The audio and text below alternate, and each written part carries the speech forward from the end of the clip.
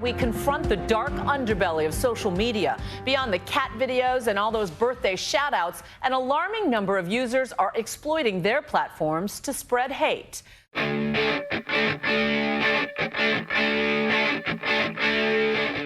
In July of 2016, actress Leslie Jones, somewhat inexplicably, found herself on the receiving end of offensive tweets, many of which compared her to various gorillas, including the late Harambe of the Cincinnati Zoo. God rest his soul. Jones insisted that those who sent these nasty tweets were racists who were spewing hate, and a Salon article published on the 19th identified those who sent these tweets as racist trolls. A similar label was used regarding a film that Jones had starred in earlier in the year, the infamous Ghostbusters remake. An article published by The Telegraph was addressed this time to sexist trolls, the kinds of people who, when the film was announced, said things such as, "This is the worst news that I've ever gotten, and I lived through testicular cancer." Then there were articles written about homophobic trolls and Islamophobic trolls. So with all of this publicity, the notion of a bigoted troll is one that is regularly invoked, and without any asterisks. But what exactly is a bigot, and what exactly is a troll? Well, the simplest meaning of the term bigot is a person who strongly and unfairly dislikes other people, ideas, etc. A bigot is someone who insults people if they find them to be different, who is motivated by a political ideology, who hates other people, and says what they say to share ideas and points of view that they sincerely believe in. Now, troll, unlike bigot, does not reside in formal English. It is instead internet slang. God help us. Oh, it can be formally used, it does have multiple formal definitions, and its origins are in Scandinavian folklore. But the type of troll that we're talking about is a so-called internet troll, a person who posts inflammatory or inappropriate messages or comments online for the purpose of upsetting other users and provoking a response. In this respect, it relates to at least one formal definition,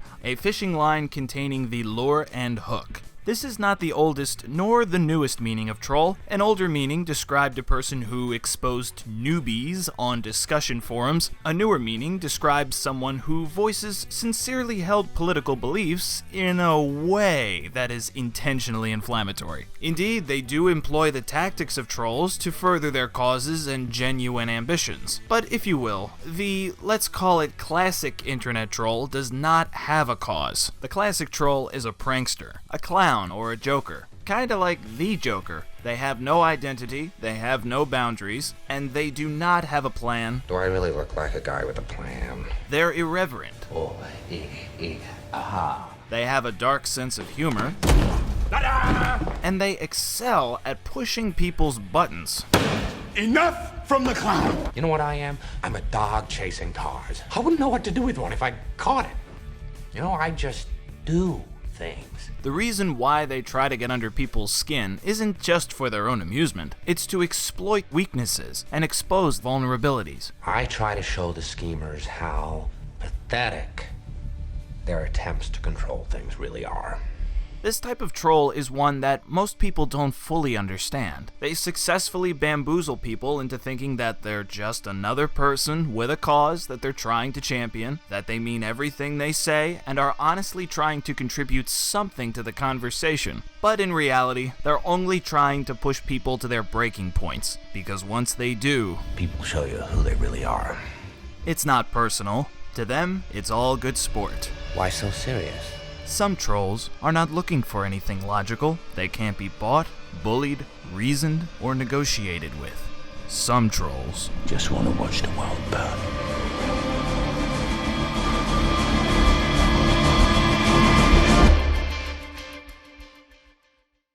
So, with all that being said, what would be the most gullible way to react to them?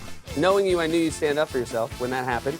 And then you use Twitter as a forum to draw attention to it. They really believe in what they believe in. Yeah. And it's so mean. Like, it's so gross and mean and unnecessary. To understand exactly why this is a gullible reaction, consider the following example. Let's imagine Susie calls Calvin a doofus. Why? Because that's sincerely what she thinks he is. In that case, Calvin's sincere reaction is warranted. Now, let's imagine a different scenario where Calvin just wants to annoy Susie by any means necessary. He's not interested in being sincere, he just wants to push her buttons, so he calls her an ugly noodle loaf. In this respect, Calvin is trolling Susie, and if she does get annoyed, if her reaction is sincere, then he successfully trolled her. By contrast, if she had enough sense to know that he was only trying to annoy her, he would have unsuccessfully trolled her. Trolls insult people if they find them to be naive. This is a very simple example, but it translates well into the tweets that Jones received. A bunch of internet trolls wanted to push as many of her buttons as they could, and her sincere reaction rendered their effort a success. It's also worth pointing out that her retweeting the insults inadvertently made it worse, because the motive of trolls is getting attention. So by sharing the most offensive tweets, the trolls had an incentive to be as offensive as they could. They all wanted their tweet to be retweeted, as if it was a sport. If you're a troll, a movie star retweeting your tweet in honest disgust is a gold medal. This is how the informal definition of troll relates to a fishing line containing the lure and hook. It's also the reason why drawing attention to or feeding the trolls is gullible. That's exactly what they want. It's possible that some of these tweets were composed by honest-to-goodness bigots, but if they're trolling, it would not be a prerequisite. It's still an outright rotten thing to do, and there will be no attempt to justify it. There should only be an attempt to deduce that the motive behind these tweets was not what was in them, but rather the prospect of getting a reaction. The racist insults were merely the means to get that reaction. So whether or not a particular troll happens to be a bigot is a moot point. When a troll wears a gorilla mask and hands out bananas to Black Lives Matter protesters, it's possible that he's a genuine racist. It's also possible that he watched ABC News take all of this seriously and figured that dressing up like a gorilla was a surefire way to get some attention and mess with some people. And even if the former is true, it doesn't really make a difference, because a non-bigoted troll would have pulled the exact same stunt, and for the exact same reason: to amuse themselves. What's the mask for? This is who I am. I identify as a gorilla. He identifies as a gorilla. Needless to say, not everyone sees the humor in this, but the dynamic is rather simple to understand. For example, one of the arguments that was made in defense of the so-called female Ghostbusters was that those who thought the film sucked were sexists. They just couldn't tolerate women in the leading roles of a nerd comedy. Naturally, if a genuine sexist really felt that way and said so, reacting with sincere disapproval would be warranted. But some people who were not sexists were just a little annoyed by this premise that anybody who didn't like this movie was automatically a sexist. And since they had no faith that the people making that argument would entertain a counter-argument, they elected to, instead, troll the people who were making that argument by pretending to prove it right, saying things such as, women can't do anything right, or why aren't the Ghostbusters in the kitchen, or who are you gonna call ballbusters? Now again, you might not personally think that this is funny, but surely you could understand how a troll could derive amusement when the reaction that they get is, oh my god, you're a sexist, everyone who hates this movie hates women, I knew it! In this situation, not only are the trolls not sexist, they want you to think that they are sexists. That's part of the trolling. They want Mr. Collin of the Telegraph to conclude that these types of comments were made by sexists. So to simultaneously acknowledge that they are also trolls is kind of a silly line of reasoning. If you'll remember, a troll's purpose is simply to upset other people and provoke a response. They're looking for undeserved attention, and they derive amusement from people foolishly taking them at their word. So what's the rationale behind giving them attention and taking them at their word if they're trolls? Wouldn't that fly in the face of the claim that they are trolls? These are the sort of conflicting inferences that you stumble upon when the notion of a bigot and a troll are coupled together. And perhaps one of the finest examples of this is Pepe the Frog. Pepe the Frog, in substance, is little more than what he looks like. He's a meme. Somebody drew him, the internet used him in different contexts, and like any meme, there are countless variations. But during the 2016 US presidential race, the Clinton campaign insisted that Pepe the Frog was a symbol of white supremacy. Their source was a Daily Beast article, and their source was somebody named Jared Taylor Swift, an anonymous yet somehow prominent white supremacist. Well, of course he is. That's what it says on his Twitter account, along with... Whoops! Turns out he's not a right-wing white supremacist after all. When Hillary Clinton's official website officially ran with this, Mr. Swift swiftly made it known that he's actually a Jewish, snarky Marxist from Canada who doesn't have any political beliefs. The whole damn thing was a joke. He's not a racist, he's a troll. And these are the fruits of a troll's labor. A presidential nominee lambasts a presidential nominee for his photoshopped association with a cartoon frog.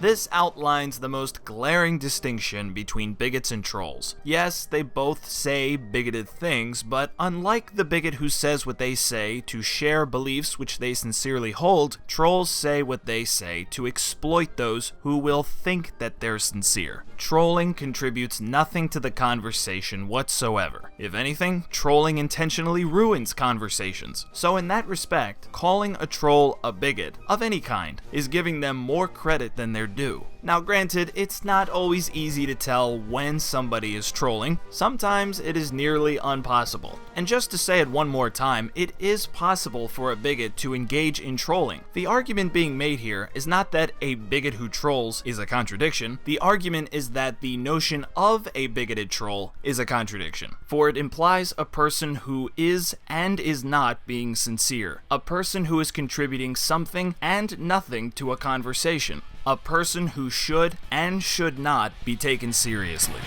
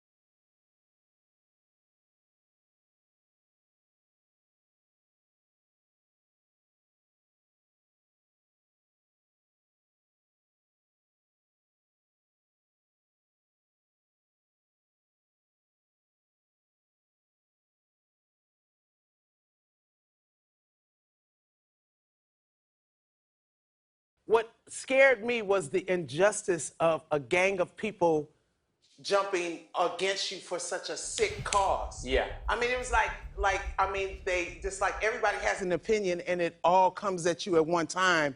And they really believe in what they believe in. Yeah. And it's so mean. Like, it's so gross and mean and unnecessary. And they really need to try to start sorting out not just how to protect people like you, but the people that don't have this public forum, because I think it happens to so many people. We got like a whole bunch of accounts taken off of Twitter. What happened? Did your balls drop off?